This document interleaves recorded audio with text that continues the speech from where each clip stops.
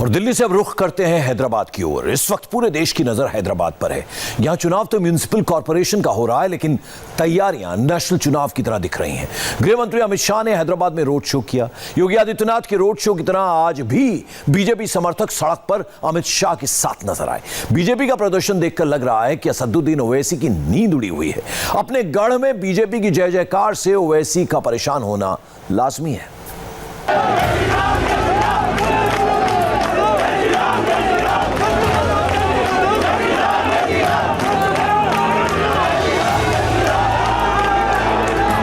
हैदराबाद का जो नवाब हो तो तेलंगाना का निजाम रे बाबा। तेलंगाना की इस कहावत का मतलब है जो हैदराबाद संभालेगा वो पूरा तेलंगाना। असदुद्दीन ओवैसी का गढ़ केसरिया हो गया है। गृह मंत्री अमित शाह का ओवैसी के किले में ये शक्ति प्रदर्शन है। जिस जिस रास्ते अमित शाह का काफिला गुजरा वो इलाका भगवा में रंग गया। जीएचएमसी पर कब्जा करने के लिए, हैदराबाद को भाग्यनगर बनाने के लिए बीजेपी के सबसे बड़े नेता देश के गृह मंत्री अमित शाह का रोड शो आप देख रहे हैं। किस तरह से अमित शाह ने यहाँ पर एक ताकत दिखाई है, बीजेपी पार्टी ने अपनी ताकत दिखाई है। कुछ लोग यहाँ पर खड़े हैं, उनसे जानने की कोशिश करते हैं। मैम, ये बताइए कि ऐसी भीड़ आपने कभी बीजेपी की इलेक्शन रैली में देखी है? नहीं देखी, आज तक नहीं देखी। अनप्रेसिडेंटेड है आपको लगता है? आप अनप्रेसिडेंटेड है, आपने ऐसा कभी पहले देखा बीजेपी के रोड शो में इतना ज्यादा क्राउड आने? नहीं देखा। इस बार आपको क्या लगता है जीएचएमसी इलेक्शंस में क्या होगा? बीजेपी जीतेगी। क्यों आपको लगता है कि बीजेपी को जीतना चाहिए? क्यों बोले तो बीजेपी बस उतना ही। बीजेपी, आपको बीजेपी पसंद है या इसीलिए आप बीजेपी चाहती हैं कि बीजेपी जीते? अच्छा, देखिए ये महिला है जिनका ये कहना है कि बीजेपी जीतना चाहती हैं। सर, जिस तरह की क्राउड आप देख रहे हैं बीजेपी के रोड शोज में, आपको क्या लगता है इस बार बीजेपी का कितना चांस है जीएचएमसी इलेक्शंस में? परफॉर्मेंस तो मच बेटर रहेगा। योगी आदित्यनाथ के रोड शो की तस्वीर में हजारों हजार इकट्ठा हुई उत्साह से भरी भीड़ के बाद अमित शाह के रोड शो का ये दृश्य आने वाले दिनों में तेलंगाना की पूरी सियासत को बदल दे तो ताज्जुब नहीं होनी चाहिए। अमित शाह ने ओवैसी और टीआरएस दोनों को लाउड एंड क्लियर मैसेज दिया कि जनता अब उन्हें बर्दाश्त नहीं करने वाली। हैदराबाद को अब नवाब और निजाम कल्चर से मुक्ति मिलेगी। डायनेस्टी से डेमोक्रेसी की ओर जाएगी हैदराबाद सिटी। मैं आपको हैदराबाद की जनता को भरोसा दिलाना चाहता हूं कि हम हैदराबाद को नवाब निजाम कल्चर से मुक्त होकर एक मिनी इंडिया बने ऐसा शहर बनाने की दिशा में आगे बढ़ेंगे। निजाम कल्चर को त्याग कर एक आधुनिक शहर बने, इस प्रकार का हम हैदराबाद को बनाएंगे।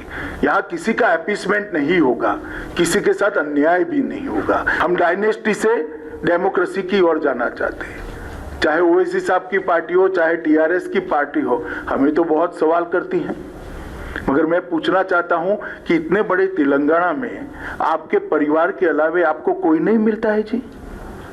आपके बाद आपका परिवार ही क्यों आता रहता है और किसी में टैलेंट ही नहीं है? बहुत बड़ी तादाद में यहाँ पर आम लोग भी हैं। आम लोग लगातार ये जानने समझने की कोशिश कर रहे हैं कि बीजेपी इस बार कितना जोर ताकत आजमाई, यहाँ पर जोर आजमाई क्यों कर रही है? बीजेपी के पास ऐसा क्या है जिससे हमको बीजेपी की तरफ देखना चाहिए? ये एनालिसिस करने का वक्त होता है। बीजेपी के बड़े बड़े नेता कार्यकर्ता यहाँ पर पहुँचते हैं। आप देखिए किस तरह से जो लोकल लीडर्स हैं बीजेपी के, वो अमित शाह के स्वागत में यहाँ पर हाथ जोड़कर खड़े हैं। और यही तस्वीरें लगातार यहाँ पर पूरे रोड शो में हमें दिख रही है। खासतौर पर युवा वर्ग जो है वो यहाँ पर बीजेपी के झंडों को लेकर सामने दिख रहा है। हम आपको ये बार बार कह रहे हैं, आज भी कहना चाहेंगे कि ऐसा क्राउड हमने तेलंगाना के असेंबली इलेक्शंस में, तेलंगाना के लोकसभा इलेक्शंस में भी बीजेपी के फेवर में नहीं देखा है। तो बीजेपी की जो ये कह रही है कि सरपंच का चुनाव भी बीजेपी के लिए बहुत इंपॉर्टेंट है, इसी वजह से बीजेपी जो है लगातार इस चुनाव में पूरी ताकत अपनी झोंकी हुई है बीजेपी ने। हैदराबाद में बीजेपी की लहर कितनी तेज बह रही है हमने ग्राउंड पर जाकर समझना चाहा। क्यों आपको लगता है इस बार जीएचएमसी में बीजेपी अच्छा काम नहीं करेंगे? टीआरएस को वोट डालो तो खाली केसीआर फैमिली को पालाभिषेकाలు होते, बीजेपी की वोट डालो तो प्रजలకు पालाभिषेकाలు होते। प्रजा का भला होगा। अगर टीआरएस को वोट डालेंगे तो सिर्फ पुराना गवर्नमेंट काम करे तो, अगर पुराना गवर्नमेंट काम करे तो आज ये हालत नहीं देख सकते थे। हाँ, उन लोग ही ला लिया ये हालत। उन लोग ये हालत लेकर आ गए हैं। उनका ये कहना है कि अगर केसीआर को वोट डालते हैं तो केसीआर के परिवार का भला होता है, लेकिन अगर बीजेपी को वोट डालेंगे तो लोगों का भला होगा। यहाँ पर एक महिला भी है, उनसे पूछते हैं। मैम, जिस तरह की भीड़ आप यहाँ पर देख रही हैं बीजेपी के रोड शोज में, क्या आपको लगता है इस बार बीजेपी का फेयर चांस है जीएचएमसी? बिल्कुल 100%, कोई डाउट ही नहीं है, क्योंकि जो टीआरएस के जो पुराने भी वोटर्स हैं वो खुद आके हमें बता रहे हैं कि हम बीजेपी को ही इस बार वोट देने वाले हैं। असल में एक शहर के चुनाव को बीजेपी ने नेशनल चुनाव की शक्ल में तब्दील कर दिया है। ये दक्षिण भारत के द्वार पर बीजेपी की अब तक की सबसे बड़ी जीत साबित हो सकती है। जनता का समर्थन अगर बीजेपी के लिए वोट में तब्दील हुआ तो हैदराबाद में बीजेपी का मेयर होगा। पूरे बीजेपी की गलियों को बड़े बड़े नेताओं ने बीजेपी के केसरिया बना दिया है। ये वोट क्या अब वहाँ पहुँचेगा? क्या ये वोट पोलिंग बूथ तक जाएगा? ये वोटर पोलिंग बूथ तक जाएगा? बीजेपी के पक्ष में वोट में तब्दील होगा? क्या बीजेपी की ये वोटर तय करेंगे? ये बहुत बड़ी चुनौती है और उसके लिए भी बीजेपी ने अपनी पूरी रणनीति बनाकर रखी। एक सवाल फिर से श्रीमान चंद्रशेखर राव जी से पूछना चाहता हूं, ये मजलिस के साथ आप जो समझौता करते हो इसमें हमें कोई आपत्ति नहीं है, कोई आपत्ति नहीं। कर सकता है, लोकतंत्र में कोई भी व्यक्ति किसी के साथ भी जाता है, मगर गुप्त समझौता क्यों करते हो? इतनी हिम्मत क्यों नहीं है कि मजलिस के साथ खुलेआम सीट शेयरिंग कर लड़े? एक कमरे के अंदर इलू इलू कर आप सीटें बांटते हो। सार्वजनिक रूप से हैदराबाद की जनता के सामने अभी भी प्रचार में 1 घंटा बाकी कह दीजिए कि हाँ हमारा मजलिस के साथ समझौता है। क्यों हिम्मत नहीं है आपकी? 1 किलोमीटर लंबे रोड शो का प्रारंभ अमित शाह ने भाग्यशाली देवी मंदिर में दर्शन से किया। देवी मां की पूजा की, आरती की और देवी मां से जीत का आशीर्वाद मांगा। ऐतिहासिक चार मीनार से बिल्कुल सटा ये है भाग्य लक्ष्मी मंदिर, जो जीएचएमसी में हो रहे जा रहे इलेक्शंस को लेकर भी काफ़ी चर्चा में है। हमारे साथ सूर्य प्रकाश जी हैं, मंदिर के ट्रस्टी हैं, पुजारी हैं। आपसे बात करेंगे। सर, इस मंदिर का महत्व हमें समझाइए। इस मंदिर का महत्व ये है, भाग्यनगर जो भी आता है भाग्य लक्ष्मी माता जी के दर्शन करने अवश्य आता है, और जो इस मंदिर को दर्शन कर कर जो कामनाएं वो करते हैं उनकी मनोकामनाएं अवश्य पूर्ण होती हैं। अब जरा वो गूढ़ा गणित समझ लीजिए जो ओवैसी को उनके किले में सिर्फ मात नहीं देगी बल्कि पूरे तेलंगाना में बीजेपी की पताका फहराएगी। बीजेपी के लिए हैदराबाद अहम क्यों है?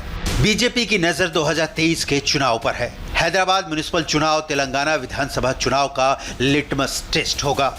तेलंगाना में सियासी आधार बढ़ाने का बीजेपी के लिए यह बेहतरीन मौका है। दक्षिण भारत में बीजेपी का आधार मजबूत होगा।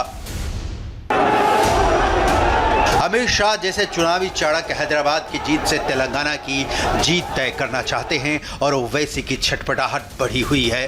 कहां पश्चिम बंगाल में एआईएमआईएम पैर पसारने की तैयारी कर रही थी, कहां घर में ही बिस्तर गोल होने का अंदेशा सा हो रहा है। शायद ही मैंने तेलंगाना में, हैदराबाद में, अन्य हिस्सों में भी इस प्रकार का स्वागत देखा है। मुझे भरोसा है रोड शो को देखकर कि इस बार भारतीय जनता पार्टी सीट बढ़ाने के लिए, संगठन बढ़ाने के लिए नहीं लड़ रही है। इस बार चुनाव के बाद हैदराबाद में मेयर भारतीय जनता पार्टी का होगा, ये हैदराबाद की जनता ने स्पष्ट कर दिया है। हैदराबाद में बीजेपी की बयार बही तो तेलंगाना की पूरी सियासत बदल जाएगी। तेलंगाना में फिलहाल बीजेपी के 119 में से सिर्फ 2 विधायक हैं। तेलंगाना की 17 लोकसभा सीटों में सिर्फ 4 पर बीजेपी सांसद हैं। संगठन की मजबूती की बात कर लें तो 2019 के चुनाव से पहले बीजेपी इतनी मजबूत तेलंगाना में नहीं लगती थी, लेकिन अब माहौल बदल गया है। अब यहाँ पर हैदराबाद की गलियों में जय श्री राम के नारे हमें सुनाई देते हैं। आप देख सकते हैं जो कार्यकर्ता समर्थक अमित शाह के ट्रक के बिल्कुल आगे आगे चल रहे हैं, वो यहाँ पर लगातार इस बात से नारेबाजी कर रहे हैं कि यहाँ पर बीजेपी इस बार चुनाव में जीतेगी। बहुत ज़्यादा उत्साह आप देख सकते हैं। ओवैसी ब्रदर्स के लिए बीजेपी का हैदराबाद में प्रदर्शन उनकी पकड़ को छीनती दिख रही है। बिहार की 5 विधानसभा सीटों पर जीत से उत्साहित ओवैसी का तेवर अब कुछ बदल सा गया है। पांव के नीचे की जमीन गर्म होती जो लग रही है। चुनाव में सबसे ज्यादा मुद्दा हैदराबाद के नाम बदलने को लेकर उछला है। सीएम योगी ने जब कहा कि हैदराबाद का नाम बदलकर भाग्यनगर करेंगे तो ओवैसी आग बबूला हो गए। ओवैसी ने कहा कि उनकी नस्लें तबाह हो जाएंगी पर हैदराबाद का नाम नहीं बदलेगा।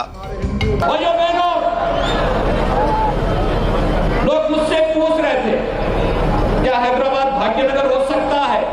मैंने कहा क्यों नहीं। उन्होंने कहा कैसे?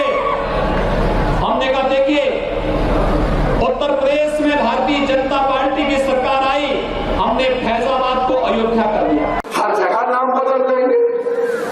अरे तुम्हारा नाम बदल जाएगा मगर हैदराबाद का नाम नहीं बदलेगा इंशाअल्लाह। ये इनकी सोच है। वो चीफ मिनिस्टर आ गए यूपी से, वो बोले मैं नाम बदल देता हूँ। अरे भाई साहब आप क्या ठेका लेके रखे? बीजेपी की बढ़ती ताकत से ओवैसी को बड़ा सियासी नुकसान हो सकता है। टीआरएस से उनकी अगर सियासी जमीन छीनी तो सत्ता से उनकी विदाई तय है। तेलंगाना बीजेपी के लिए इस वक्त सबसे बड़ी प्रयोगशाला बना हुआ है और समर्थकों की उमड़ती भीड़ से पार्टी में जोश हाई है।